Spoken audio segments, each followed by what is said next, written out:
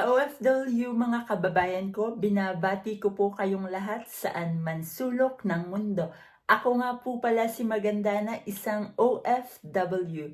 And for today's video po, pag-uusapan natin ang cost of living in UAE as an OFW. Ano-ano nga ba ang mga gastusin ng isang OFW pag nakatira abroad, particularly sa United Arab Emirates? So yan po ang tatalakayin ko for today's video. Disclaimer lang po bago ang lahat po ng impormasyon na ibabahagi ko o i-share ko sa inyo sa video na ito ay base lang po sa personal experiences ko bilang isang OFW sa United Arab Emirates. Ang pinakahangarin po ng video na ito ay gusto ko lang pong makatulong sa ating mga kababayan na ma-share po ang mga ganitong impormasyon dahil sharing is caring. So, without further ado, let's get started. Magkano nga ba ang mga gastusin sa United Arab Emirates, Dubai man, or Abu Dhabi pag ikaw ay nakatira as an OFW? Again, uulitin ko lang po, bibigyan ko lang po kayo ng breakdown and ideal price para po magkaroon kayo ng idea sa mga gastusin dito. And hindi naman po lingid sa inyong kaalaman na every year po nagbabago ang mga price sa mga groceries, sa mga gas, sa mga apartment rent, at sa mga transportation. So lahat po ng ibabahagi ko sa video na ito ay ideal price lang po. Okay po? Clear po ba tayo doon? So ito po yung breakdown ng mga gastusin dito sa UAE, Dubai man or Abu Dhabi as an OFW. So house rent, transportation, food, padala, and miscellaneous. Isa-isahin po natin. Madako po muna tayo sa house rent. Okay. Sa house rent naman po, nakadepende po yon kung saan kayo nagtatrabaho. Sa nabanggit ko nga po sa nakalipas kong video, kung live-in po kayo sa company premises, okay po yun. Wala po kayong problema sa house rent. Pero kung live-out po, na obligatory po kayo mag-rent ng isang apartment o ng isang kwarto sa labas, outside the company premises, so yun po, kailangan nyo po talagang gumastos sa house rent or apartment rent. Nakadepende po yun kung saan po kayo magtatrabaho. First to case basis po ito, and of course ipapaalala ko lang, depende rin po sa lugar kung saan kayo mangungupahan. And ipapaalala ko lang din po ulit na depende rin po kung bago po yung building o luma na. Kasi dito po, depende rin po yun sa building na mapipili nyo. For example, yung building bago pa. Makikita nyo naman po yan sa building kung napakabago pa, napaka-shiny pa sa loob. Medyo mahal po yung mga rent doon. Pero kung yung building po medyo may kalumaan na, maliit lang yung floor, hanggang 5th floor lang, medyo mura na po sa mga ganon. So, yun lang po yung masasabi ko o maishishare ko sa inyo. So, nakadepende po yan and case-to-case basis. So, sa nabanggit ko nga po na nakaraang video, pricing po ng mga bed space, for example, nagsisimula siya for about 500 until 800. Depende po yon. Again, depende po.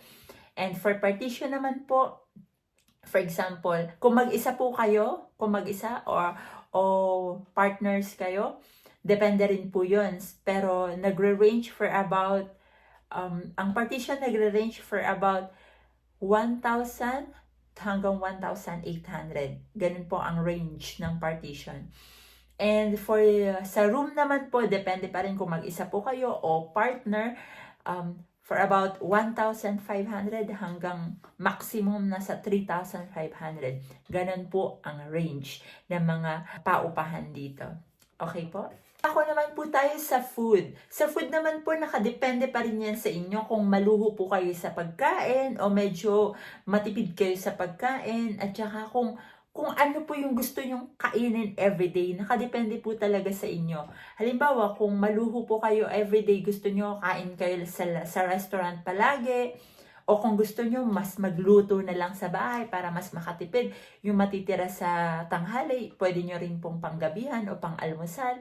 Mga ganun po. So, nakadepende. Kami po, nagbabudget kami for food for 1 month ng 350. So, kaya kasama na yun yung mga pangluto, lahat na po, tubig o kape, lahat na po yun, kasama na po dun. So, 350, good for 1 month na po yun. Minsan may sobra, minsan wala. So, again, depende pa rin po yun sa inyo. Okay po? Okay, madako po tayo sa transportation. Sa UAE po, napakaganda ng transportation system nila dito kasi yung metro po talagang napakaganda, napakalinis, napakabilis, on time, at yung mga bus din po. So sa metro naman po, pwede kang bumili for 1 month. Makakatipid ka doon. At sa bus naman po, mura lang din po yung bayad dito sa bus. And sa taxi naman po, depende rin.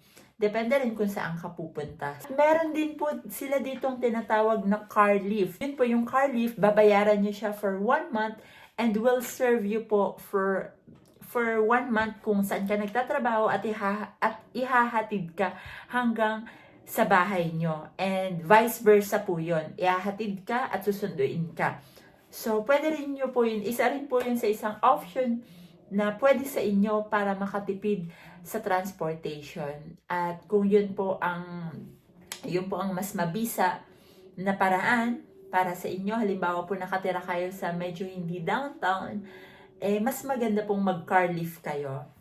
Advisable po yan. Okay po? Clear po ba tayo doon? Madako naman po tayo sa padala. Padala po depende pa rin po talaga sa salary nyo, sa budget nyo, at saka kung magkano po, nakadepende po sa inyo kung magkano ang gusto nyo ipadala sa loved ones nyo sa Pilipinas.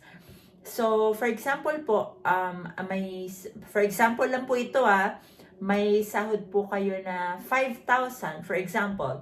So, kung gusto nyo po magpadala ng 2,000, or nakadepende po yun, o sa pangangailangan ng pamilya nyo. Kasi iba-iba po tayo ng sitwasyon, iba-iba po tayo ng mga pinagdadaanan sa buhay. So, depende po talaga, at iba-iba po tayo ng budgeting ng pera sa ating mga buhay. So, depende po talaga yan. So, ang kailangan lang po, i-budget natin ng maayos at magpadala tayo, at matugunan natin yung mga pangangailangan talaga ng ating pamilya.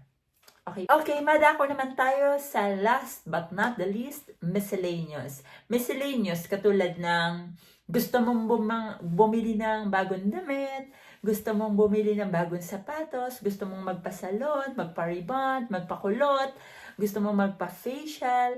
Depende po kasi talaga yan sa isang OFW kung magastos.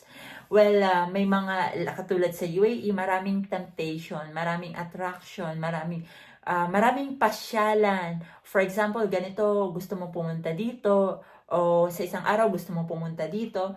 So, depende po yan. Kanya-kanya naman po tayo ng mga miscellaneous sa buhay . Yung iba, mahilig magpasalon, yung iba, mahilig magpa-nails, yung iba, mahilig na mga branded na damit, yung iba naman, mahilig sa mga branded na sapatos. So, depende po talaga, case-to-case basis talaga, at depende po talaga yan sa isang OFW. Wala pong problema yan kung maluho po tayo sa mga ibang bagay, sa sapatos man, o sa mga damit, o sa mga pasalon, pa-derma, or sa mga nails. Wala pong problema yan. Wala pong problema yan kasi po pinaghirapan nyo naman yung pera yan. At dyan po nagtatapos ang video kong ito. Sana po may nakuha po kayong impormasyon kahit kaunti lamang. At maraming salamat po sa inyong pagtangkilik. Please subscribe, like, share na rin po ng aking video sa inyong mga kaibigan o kapamilya na naghahanap ng mga ganitong klaseng video. Again, ako nga po pala si Magandana, isang OFW, at ang hangarin lang po ng video na ito ay may share ko sa inyo, sa ating mga kababayan, ang impormasyon na aking nalalaman as an OFW dahil sharing is caring. Magkita-kita po ulit tayo sa susunod na video. See you!